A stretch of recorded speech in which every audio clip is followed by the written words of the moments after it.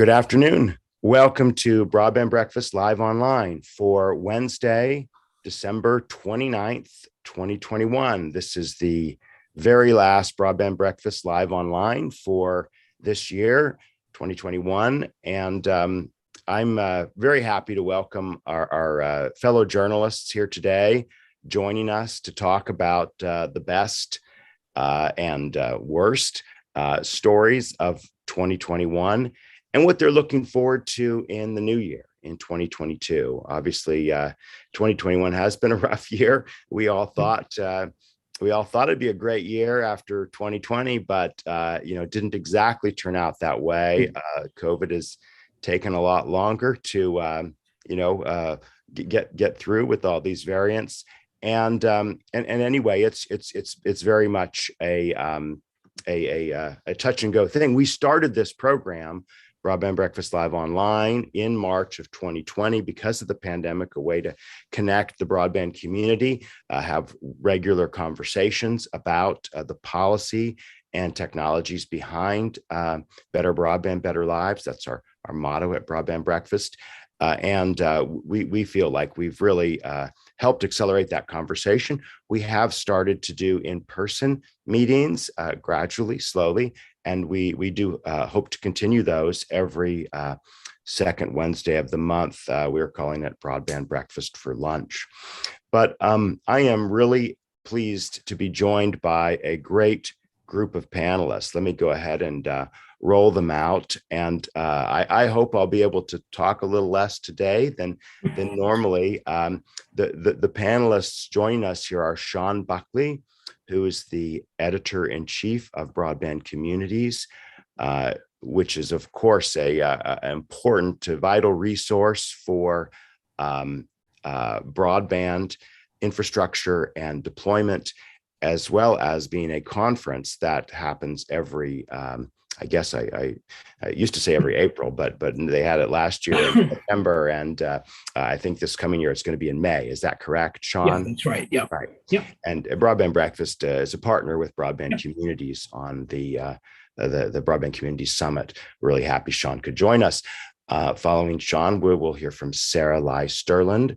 Sarah works with us at Broadband Breakfast, and she leads our broadband.money collaboration, which is a resource providing tools and news and information and collaborative guidance tools and with partners and potential financing partners for companies seeking to take advantage of the broadband money through the Infrastructure Investment and Jobs Act. So Sarah will tell us a little bit about that and some of the things she's been covering. We'll hear next from Phil Harvey, who has been an editor at Light Reading for 16 years. And he manages, not barely, but manages editorial operations and news coverage for the Light Reading Network's digital properties, including Light Reading and Broadband World News. And then batting cleanup will be Bernie Arneson, who has more than 25 years of telecom industry experience, leading Telecompetitor and Pivot Group. He follows the industry closely and conducts industry research for consulting clients and is the editor-in-chief of Telecompetitor.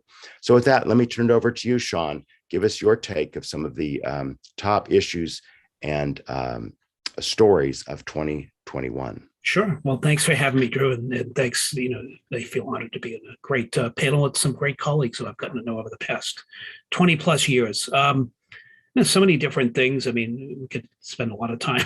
I'll try to be brief so we can get to some other folks as well. But certainly, it's a time of transition in terms of the regulatory side. We're going to see what happens with net neutrality next year.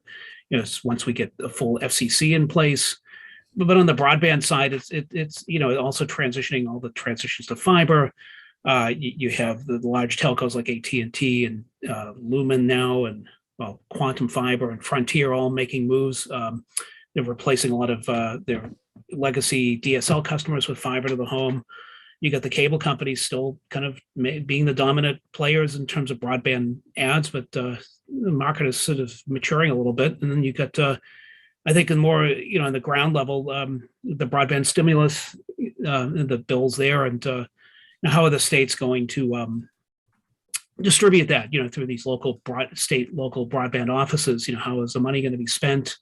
And at the same time, you see a lot of communities rising up and either making their own broadband plays. I mean, we talked to a lot of them, or they're partnering with, another service provider like a Consolidated or a Ting or et cetera. So a lot of community broadband going on as well. So those are some of the main things we see this year. And then, of course, just the importance of broadband, as we saw during the pandemic, with kids having to work, conduct learning remotely and people having to work remotely. That certainly highlighted the need for quality broadband, and in the digital divide of you need to have that and digital skills. But those are just a few things. But I'm looking forward to hearing the other panelists and what they're seeing as well. Just say one more word, Sean, Sure. about broadband communities and the role you serve. Sure. What do people go to broadband communities that they can't get anywhere else? Well, we really look at, it's really a business to business magazine looking at the business of broadband. It started out as a publication looking at, multifamily dwelling units, and, which we still do cover, but, it's broader now. We're looking at regulatory, and, I think a lot of what I've been covering is more, looking at the community level of broadband, how communities are really ramping together to, if they're not happy with their incumbent, and, so those are some of the things there. Yep. I certainly hope we'll come back to community broadband issues as we move along. But let's go ahead and turn to Sarah. Hi, everyone. My name is Marilyn Sterling. It's great to be here. I'm the newbie on the block. I just started. I mean, Drew and I worked for a couple of years together very closely in Washington, D.C., covering Congress and the Supreme Court and court cases to do with tech policy. And it was very intense, cool job for National Journal's Tech Daily. And then I went off and moved to California and worked for Wired for a bit, and became a mum, and then freelanced. And I'm really interested. And then Drew reached out to me with this new opportunity to track all the money coming to the ISPs in the next few years at discuss.broadband.money, which is a project of Ready.net. It's a startup. It's an interesting company because it's based everywhere. A couple of days ago, I was talking to a team member who was in Shenzhen, China. So that's been very interesting. So I think this is a particularly interesting area for me, because before this year, I learned some new skills. I was working at the local public radio station called KLW, and that was actually in 2020, between 2019 and 2020, and that's during the pandemic. So some of our reporters were covering the impact of the digital divide, and how a lot of people in San Francisco, we had these very detailed stories about how people living in the kids in San Francisco, living in the middle of San Francisco, couldn't get access to the internet, and had really, even when they did, were having serious problems hooking up because they didn't have the devices. And we had it's kind of a very San Francisco thing. We had the money and everything, but there were all these technical issues. There were all these really painful stories of all the steps that they had to go through to get access to the internet. So it's going to be very interesting to track how all these problems get solved in the next few years. As for what we cover on broadband.money, we want it to be a community. We're still trying to wrap that up in terms of having a conversation. I mean, I'd like it to be like a sort of Slashdot type of community, where you have some news or topic of discussion, and then everyone else jumps in, because the readers obviously have way more experience and knowledge than I do, and or any of our reporters. And I think that's the way you really generate insights. I'm going to try and explore how to foster that more. I think for next year, there are going to be obviously huge challenges in terms of meeting all the deadlines that Congress established for the NTIA and the FCC. I mean, we've already had panelists last week tell Drew that they don't, the mapping providers, they don't think any of the maps are going to come out on time. I mean, they're supposed to come out sometime next year, and they don't think they're going to be able to come out with any accurate maps until 2023. In the meantime, the states are building all their maps. Anyway, a lot of you guys know this, but there are a whole series of deadlines, and it's going to be interesting to see how the NTIA and everyone else meets them. I just don't see a lot of these deadlines being met. So that's all I have to say for now. Thank you for that great intro, Sarah. And I think a point that I take from that from all of us is that as journalists, we always know that we don't know everything, right? That's the great advantage of the Enlightenment and journalism that follows from it, is that, you could be wrong, right?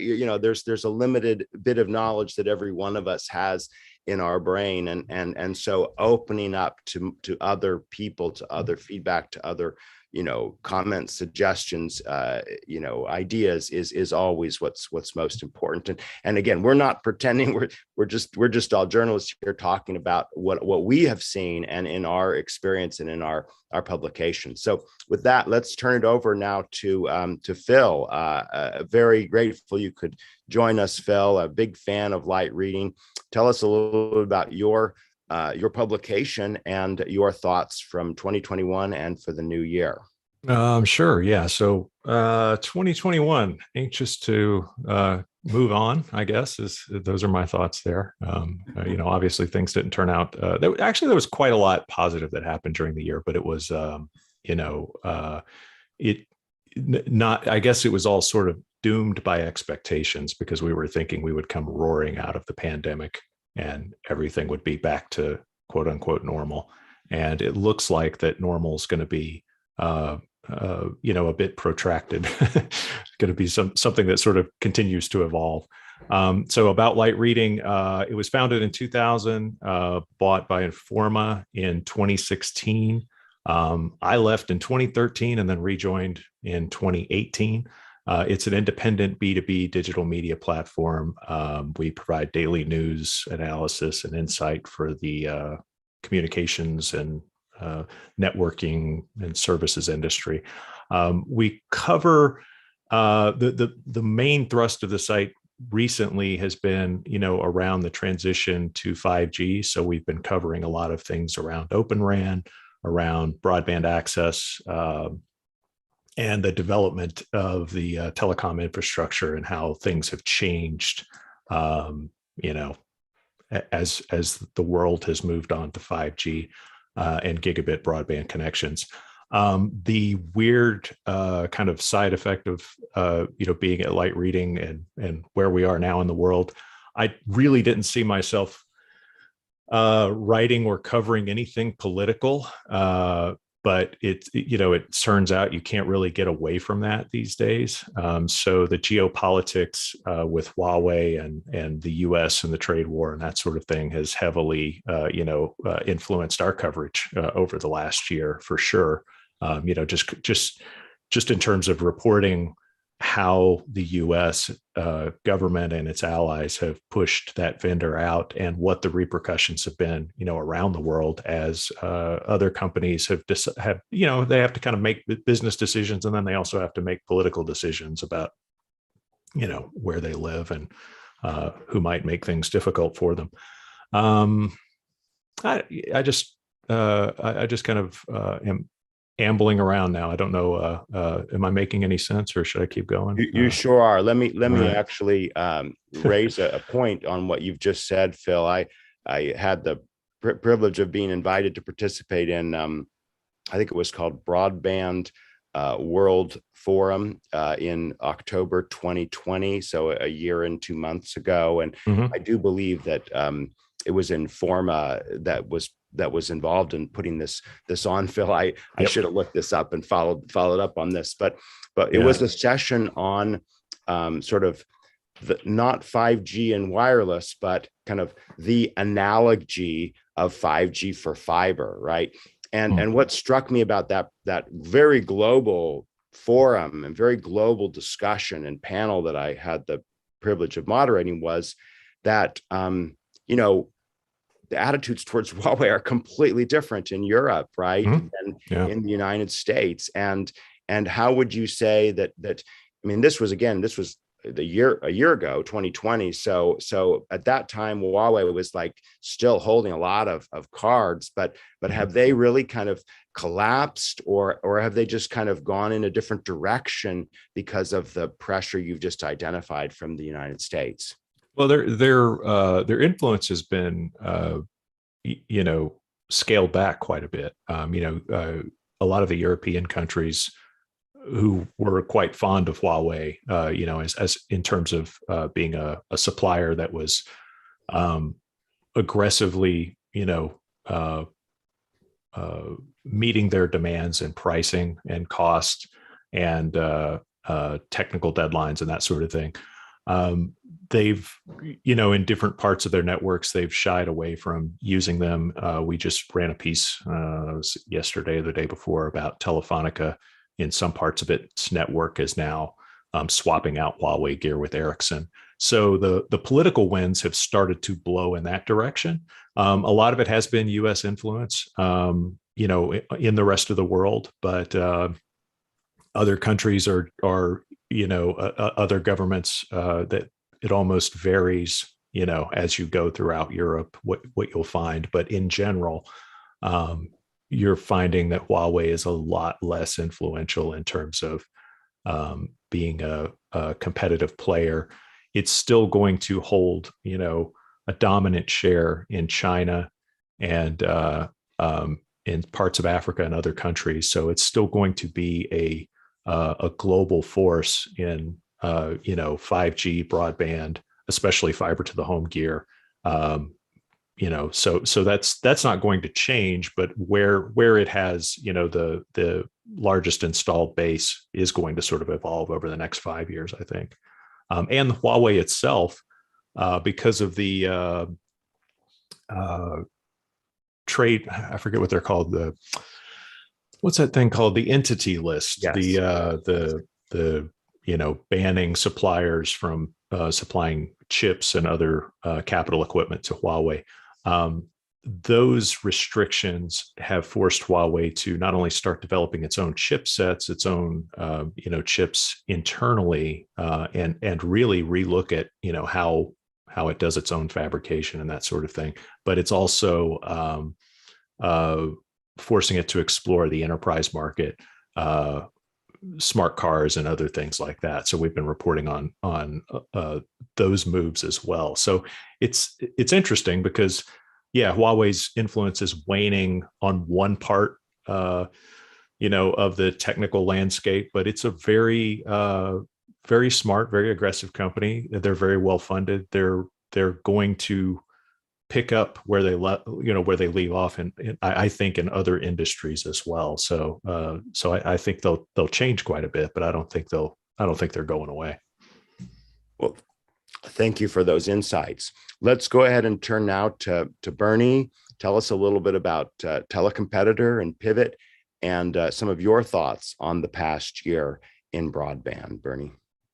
Yeah, thank you, Drew. Appreciate the opportunity to join this distinguished panel here. So Telecompetitor, we've been around since right around 2006 or so, and we cover the broadband industry, and our kind of perspective, if you will, we try to cover it from the perspective of service providers. So we're always trying to think about, what's going on in the broadband ecosystem, in the broadband industry, and put that into some context, put that into some perspective from a service provider point of view. And we also pay particular attention to the rural broadband industry. So we've been covering rural ever since the beginning. And, as you think about, last year, and I really think of it almost kind of the last 2 years. It seems like it's kind of a blur. If you look at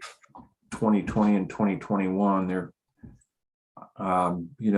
everything that's happened there, it has been related across that time frame. And I look at it as it's kind of a reality check for broadband. There's always been this discussion and really debate around the idea of universal broadband and getting broadband to every corner of the country. And in the last couple of years, thanks to COVID, that just kind of brought it more to the forefront and really started putting some action behind that. There's, like I said, there's been debates for decades over how to make that happen. And then in the last 2 years, it seems like it really took on a life of its own. And so we've kind of set the stage here in 2021 for the next, 3 to 5 years, where I think there's going to be this attempt at reaching universal broadband. And it will be really interesting to kind of see all of that come together and whether we're successful in that or not. As a part of that, I think, when I think of this year too, one of the areas that intrigues me is kind of the renaissance, if you will, of fixed wireless.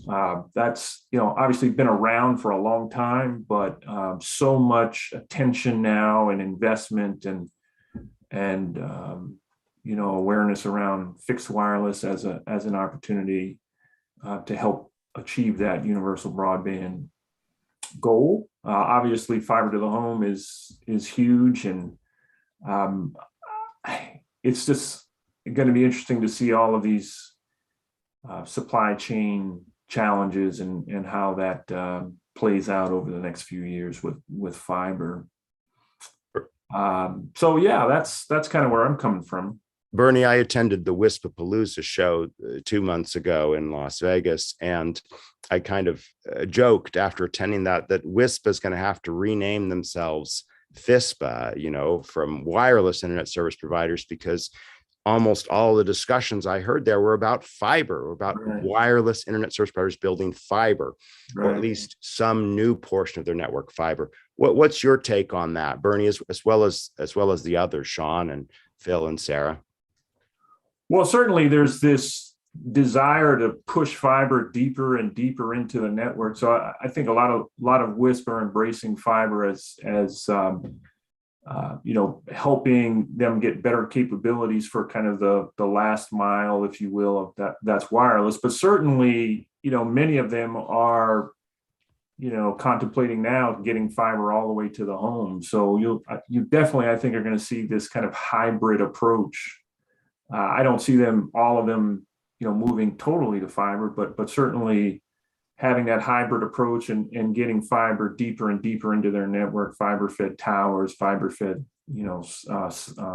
cell sites and small cells and the like. It's a big aspect of the fixed wireless industry.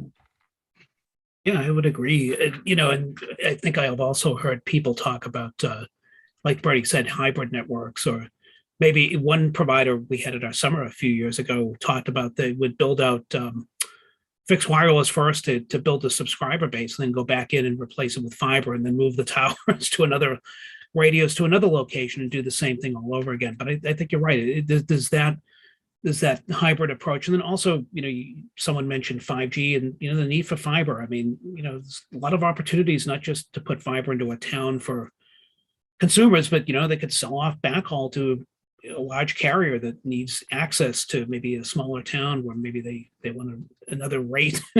So, the wholesale opportunity. I think there's a lot of opportunity for that, even for a small community that maybe I mean, they have a fiber network in their town, and they could create revenue opportunities from 5G, for fiber. I think that's one of the other things we're seeing. So yeah.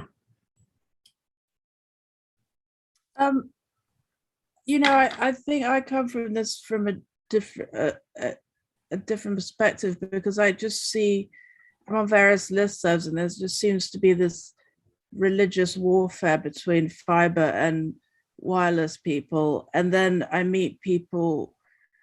I just had coffee the other day with someone who funds ISPs in very remote locations. Like, one was in the former Swaziland, an ISP, and the other one was in Dharamsala. And I was asking him about this discrepancy and all these different views. And he said, well, we just fund a mix of both, whatever gets people connected. So in the Swaziland example, I think it's now called Eswatini, but it's a country above South Africa. They use fiber, and then the last bit over the border, they use fixed wireless, and it seems to work really well. And in Dharamsala, they use fixed wireless, I think. And I just think at the end of the day, I mean, people are just desperate to get online and be able to do what they want to do. So, I just think the end consumer doesn't really care. That's all I have to say about it. Okay. It's you don't need to care. It's just that sometimes these religious warfare do seem to take on extraordinary importance in Washington, and it is kind of out of comports with reality, as you've just pointed out. But I've one other thing. So I was talking to Jonathan Adelstein from the wireless, I think it's the Wireless Infrastructure Association. And I asked him, well, why should people use your members' services? I mean, he did point out that, a lot of his members do deploy fiber. And he just said it's just quick. It's much quicker than doing fiber. So that might be an argument from a grant maker's point of view as to why to fund them in grant applications. Well, yeah, no, fair point. That is obviously a drawback, and we're going to see not only the delays are going to be longer because of supply chain issues, which is something that we've kind of referred to, but no one's really specifically addressed. That's another huge issue of this year, whether it's the inflation that we're seeing in all aspects of the economy, but certainly construction and fiber. What are your takes on how these supply chain issues get resolved, right? And are they going to be more of a hindrance to certain types of deployment like fiber over wireless? Or are they going to be equally impacted by supply chain issues? Drew, I actually have a quick follow-up question for Phil about this, relating to this. Phil, when you were talking about Huawei getting replaced, does that have any impact, or for any of the panelists, does that have any impact on, people who are building networks, their ability to, when they swap out, the technology, does that have any impact on the performance of the networks, or their ability to build the networks and find a new supplier? I don't know. In this case, we were reporting on Telefonica making a decision for a portion of its network that we assume they were upgrading anyway, as they were rolling out more 5G and that sort of thing. So it seemed like they were a pretty loyal customer of Huawei gear, and then they suddenly switched to Ericsson and started the replacement. It came to us via I think we got it around the same time Reuters did, but we went with their story on it. So I don't know what the implications are for other network build outs that they're considering. But it does come up, in terms of carriers making a decision about which gear to go with. In the US, of course, it's been kind of a mess with this whole rip and replace thing, because there's some amount of pressure for wireless ISPs and other rural carriers to swap out the Huawei gear that they've installed with whatever they can find, I guess. And there's not really enough money, it doesn't seem like, that's been put up to help them carry that out. And so that's going to be a continuing point of pressure over the next year or so, because these carriers are up against I don't remember what the deadlines are, but they're up against some sort of government mandated deadline to get rid of Huawei gear, and they're not getting any help, in terms of or realistically what it costs to replace and service the equipment and then, swap it out with new stuff. And things like Open RAN only help to a certain degree. It does get you gear at a lower price point and get you some infrastructure at a lower price point, but it doesn't cover things like the installation costs, the maintenance, and, convincing a guy to drive a truck out in the middle of Iowa to, put it on a cell tower and that sort of thing. Yeah, I don't know a lot. I'm just trying to. No, that was keep really it going. helpful. I think that's interesting. Well, we've got a question here. I don't want to stop. Let's hear from others too, but let's also open to other topics here. And we want to encourage questioners via chat or the other platforms. I'll be looking at those. Michael Elling has written, should we move discussion from UBB? Presumably we're talking about the universal, there was emergency. Well, actually, I'll just read it and we'll make sure we understand it. If we move discussion from UBB to sustainable UBB that keeps up universal broadband. Okay, universal broadband to sustainable universal broadband that keeps up with rapid changes in both supply and demand. How does policy keep advancing if the goalposts are constantly changing? So I guess just your thoughts on the goal for getting, quote, universal broadband to everyone.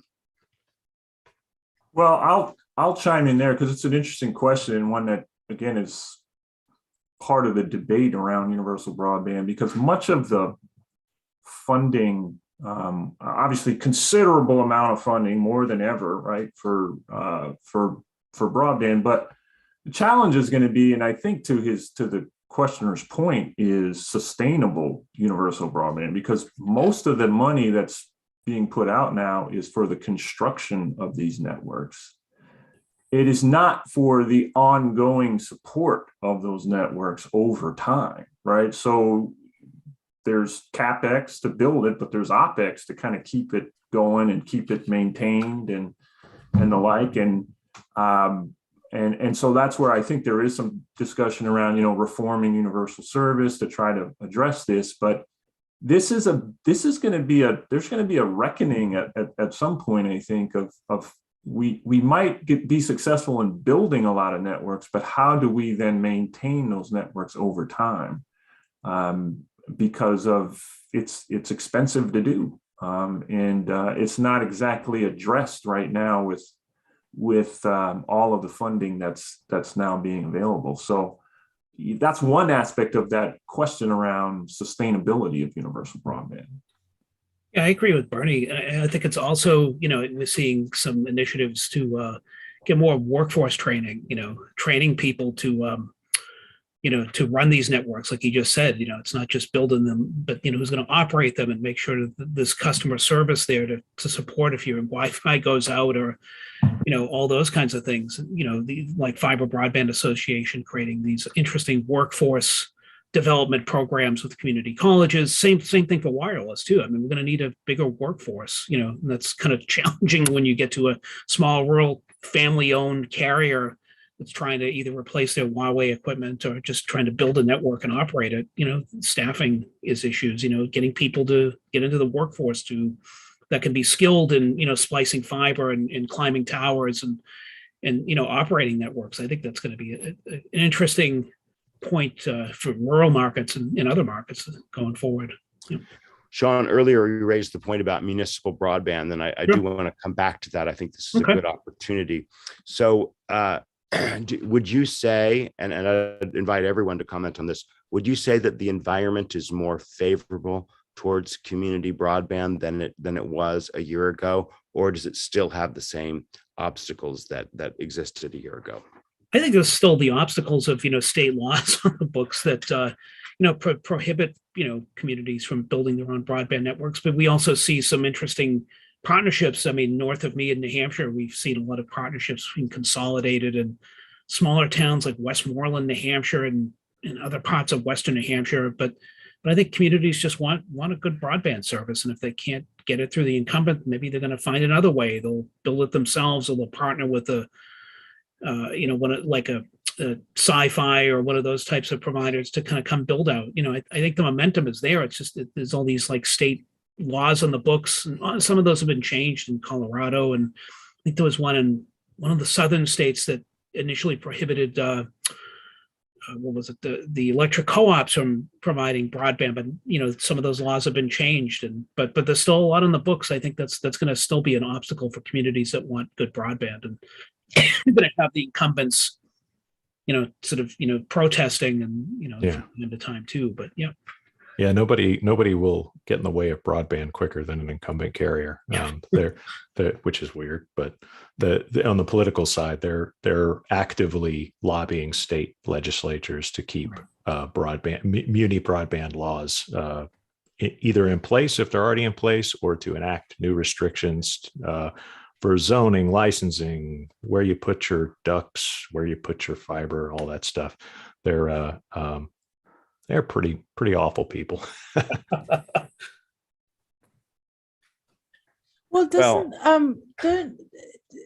don't we have examples in Colorado with local municipalities exempting themselves? Colorado has a very interesting situation where the I think it's SB 154 many years ago created a bar of municipal broadband, but the means to get around it basically through a referendum. So it's almost had the reverse impact of encouraging communities in city after city in Colorado to reevaluate. And the count is in the hundreds now. Maybe it's already past 200, the number of cities and towns in Colorado that have exempted themselves from the ban on municipal broadband in the state. So it has to be regarded as a partial ban, right?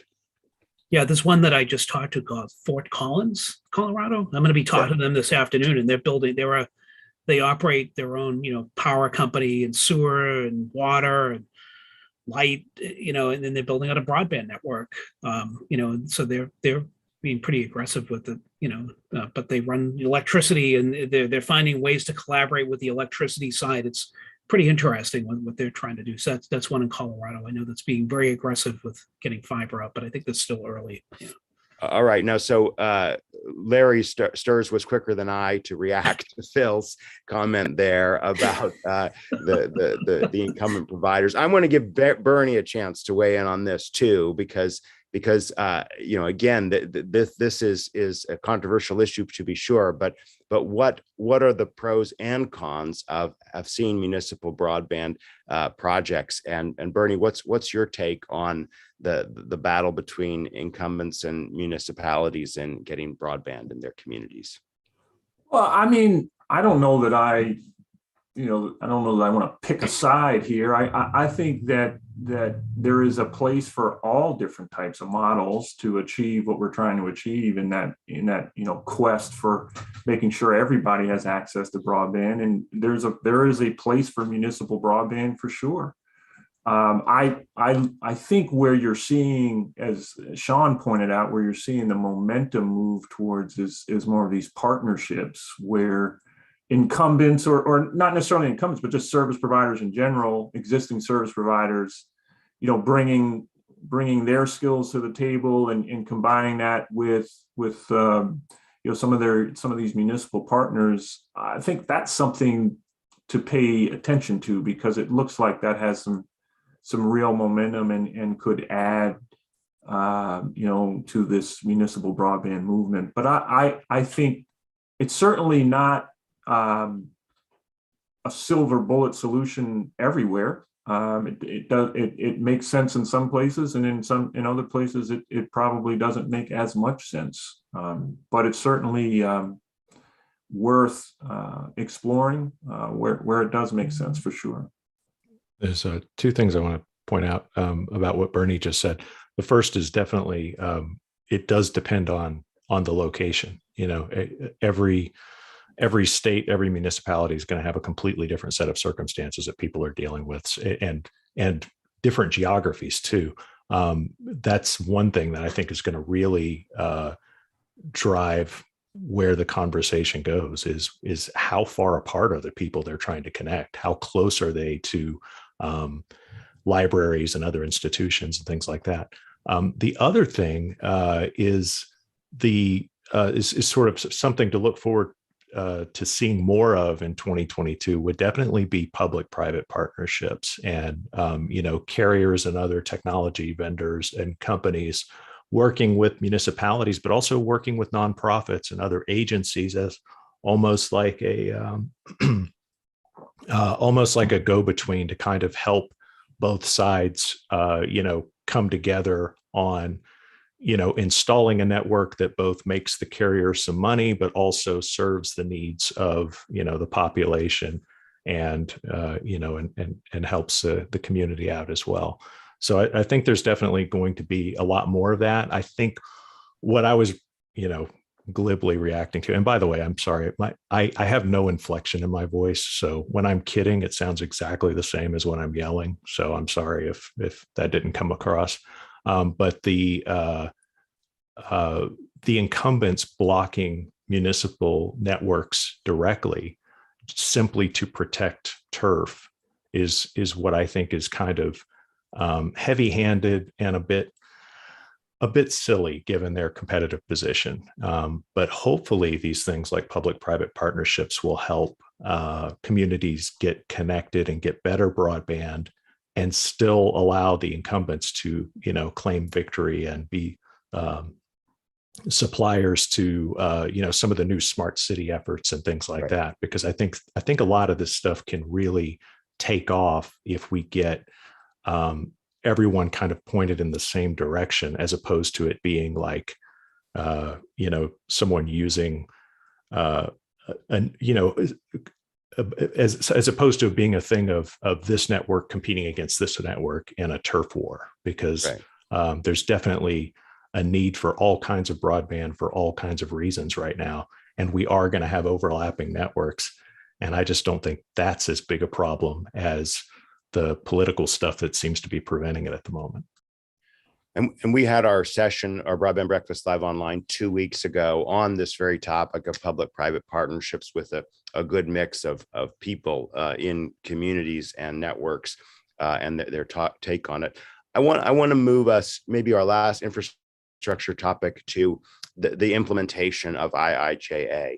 And Sarah referred to this up top, which is how is this going to happen? Like, this is a bit of a cluster waiting to happen, right? Because the maps are not going to be ready. And so do we need to figure out other ways, other existing maps, existing resources? Supply chain, we've already alluded to a little bit. Just everyone, give us your take on the rollout of the IIJA over the coming year, and what problems we're likely to see, how they might be avoided. Let's start with Sarah, if you don't mind. Yeah, sure. So I've been looking into a lot of mapping things recently, and there's just tons of, I think the FCC is actually further along than we realize. Than I realize anyway. Because I was reading this GAO report from earlier this year, and it was just talking about the various data sources that the FCC is using with the Fabric, and they actually have more data than I realized. So I personally realized that I think publicly has been discussed. But I just still don't see how anything's going to roll out in a timely fashion. Because the bid is being disputed at the GAO. The Government Accountability Office right now between CostQuest, the current vendor that's been awarded, and Lightbox, which is this real estate company, data information company, if people don't know. So that's got to be sorted out. And then once that's sorted out, the Data Act actually has Congress, because of the fiasco with the Rural Digital Opportunity Fund at the FCC, Congress obviously, I'm sorry if I'm saying stuff that everyone already knows, but it's just the sort of journo in me saying, spell everything out. So, given the fact that the FCC has to comply with all these requirements in the Data Act that Congress passed, there's also a process for disputing the FCC's data. The states can actually say, no, your numbers are wrong. So I don't expect that to, I fully expect that to happen, to have legal fights. So I just don't know when that, all that's going to be sorted out. And then there's just a whole bunch of there's tons of deadlines that the NTIA and the FCC face over the next year. Workforce issues, the FCC has to work with the Secretary of Labor to form a task force to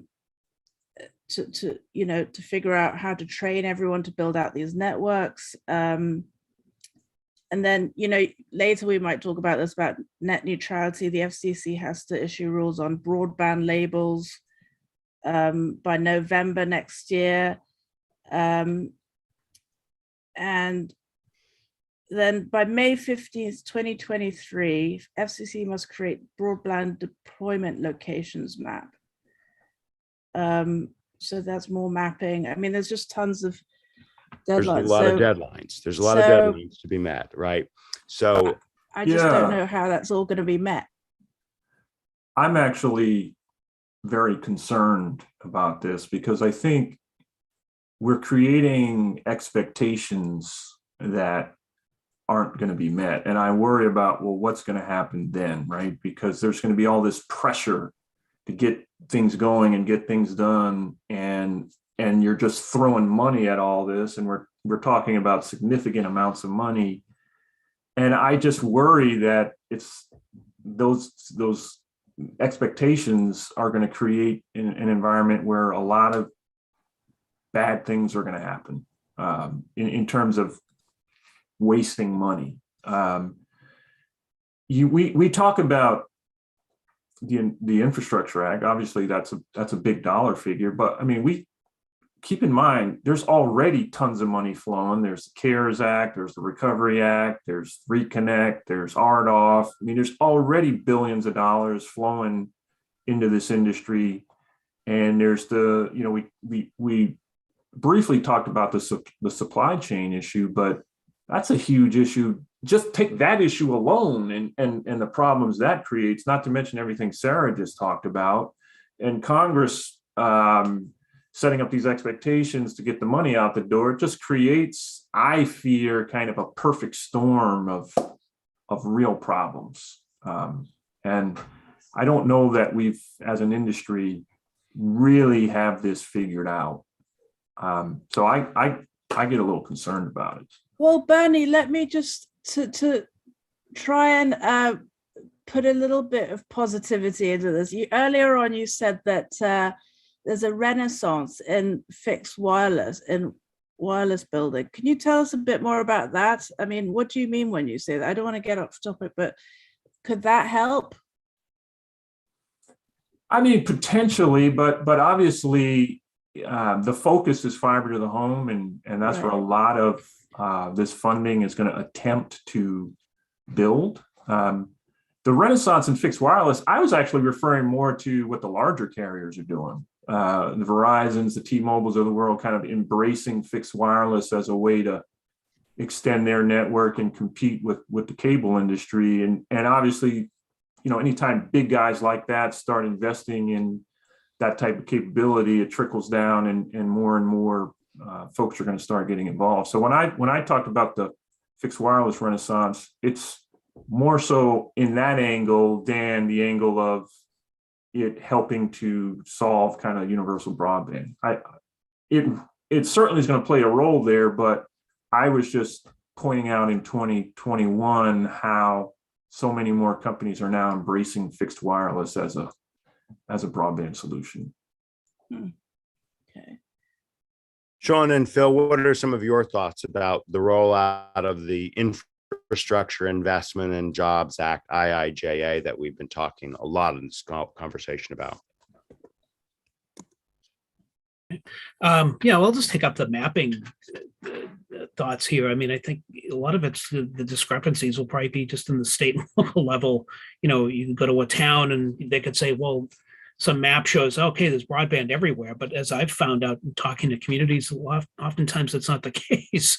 Broadband will cover part of a town, but there'll be 5 people on the outskirts that don't get anything. So I think a lot of that needs to be solved, local and state level. That they're going to, I don't think state and local governments are going to wait for the FCC to deliver them maps. They're going to probably hire somebody on their own if they can, and maybe try to figure out where their broadband is. And I think that's going to be an important thing. And then again, tying back into the state and local,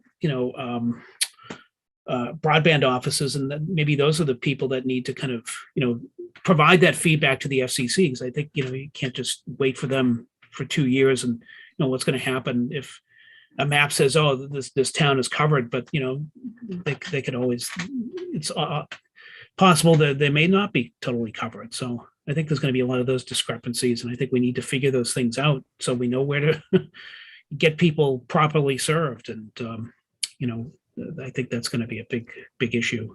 Yeah. What are you looking forward to or fearing on this topic in the new year, Phil? I'm pretty convinced that the supply chain stuff will show up. As assuming everything else goes well. Even on the political level, even on the mapping, say we get that sorted out. I was looking at, and forgive me, I'm going to be reading as I'm talking, so who knows what's going to happen. But the NTCA, the Rural Broadband Association, put out their member survey this past week, and what their members had said was that they were experiencing all kinds of procurement delays. So they said like 80% of their members surveyed said they were experiencing either an inability or some sort of delay in procuring supplies needed for their network deployments. And about almost 81% said they were either unable to acquire or significantly delayed in procuring fiber. So and that's, assuming the survey was done several weeks ago, and again, this is just a small pocket of carriers that are covering rural America, but I think it's a significant data point because it shows that this is going to, this is already a problem, and I just don't see it getting, working itself out in the next few months. And as we were mentioning earlier, these deadlines are coming up, maybe quicker than we think. And so the allocation of a lot of that money that has to go out for the IIJA and some of these other programs has to be settled, quickly. Now they have to decide what technology, what projects, where they're going to put that money. And then in the process of doing that, the people who have to build those networks and actually put the fiber in the ground have to decide, can we even get the gear? Can we get the expertise? Can we get the people? So I think the way to kind of understand this, and this is why I appreciate the work that Sarah's going to be doing and the discussion board that you put in the chat here, Drew, about these resources. I think the way to cover a story this big and this fragmented is just to tell a bunch of small stories, to look at individual carriers, individual municipalities and state level stuff, And that's where we're going to kind of get a more clear picture of what's going on. Because if you try to sort of summarize it all at once, you end up being wrong, 30 something times out of 50. And that's, I mean, I do that, but, just warning everybody else. And thank you, Phil. And I've put links to the discuss.broadband.money site that Sarah is the deputy editor of. And we have been putting in this reference gives a lot of these deadlines. So we certainly encourage those who are following this issue to visit and join, be part of that community. We have about 5 minutes, and I don't want to miss the big tech and net neutrality issues. And so I want to ask each of our panelists what they expect on the issue of net neutrality. It's obviously become a partisan battle between Democrats and Republicans. But is its importance overstated, and particularly in light of the lots of pressures that's been put on big tech platforms like Facebook and Twitter and YouTube over content moderation? So let's give everyone a chance to weigh in on this melange of issues. Let's go Sean, Sarah, Phil, and Bernie. And I think right now it's just kind of a little bit in limbo until we can get a full FCC. And, even when we do, I mean, are they going to, how quickly would they decide on it? Obviously, it was passed a few years ago under the Wheeler administration, then turned over. Now back again. And of course, you got, states like California trying to pass their own.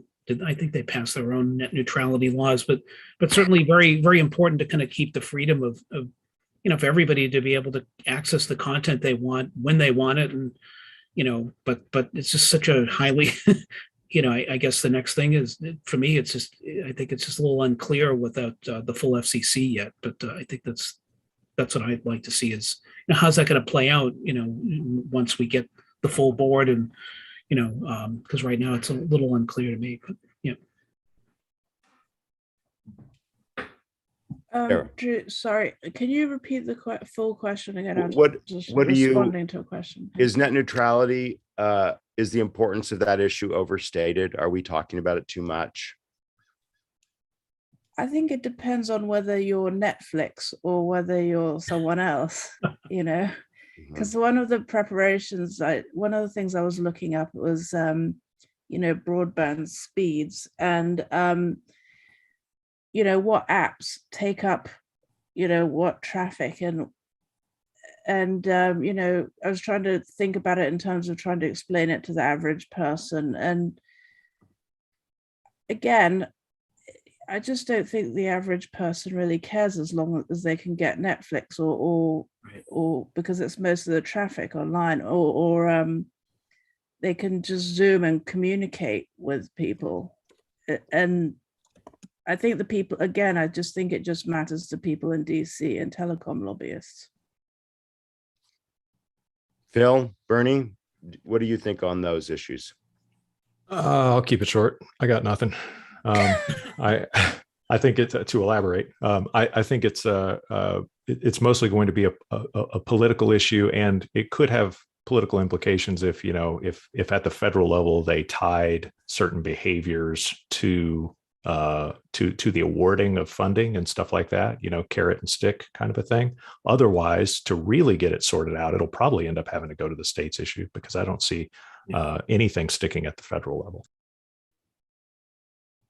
I would just add it's one of those classic kind of inside the Beltway issues that outside of the Beltway people don't get or understand, and so it makes it difficult to kind of figure it out. The one thing I would say about it is I do find it curious that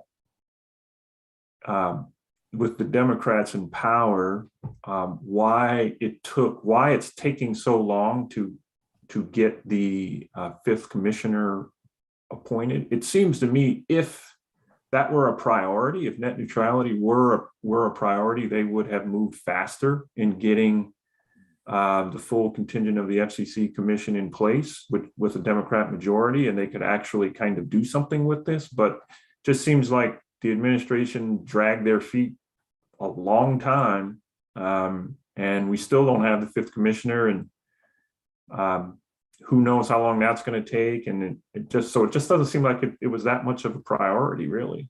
Yeah, fascinating. Well, we have run out of time. I want to remind everyone that we'll be back next Wednesday with another Broadband Breakfast live online. We'll be hearing from Broadband Breakfast reporter TJ York, who will be out at CES 2022 in Las Vegas. The week following, we're going to be hearing from internet and tech stakeholders. That will be a combined in-person and live online event. And just calling you out to the next Ask Me Anything event on broadband.money. We encourage you all to go there and see the stories that Sarah and others are posting on it. And you too can post on as you join and be part of the community. We'll be having Scott Woods, the NTIA head of the Minority Broadband Initiative, doing an Ask Me Anything on Friday, January 14th, coming up in the new year. On behalf of our great panel, we appreciate Marilyn Sterling, Phil Harvey, Sean Buckley, and Bernie Arneson. I'm Drew Clark of Broadband Breakfast, and we'll see you next week. Take care. Thank you.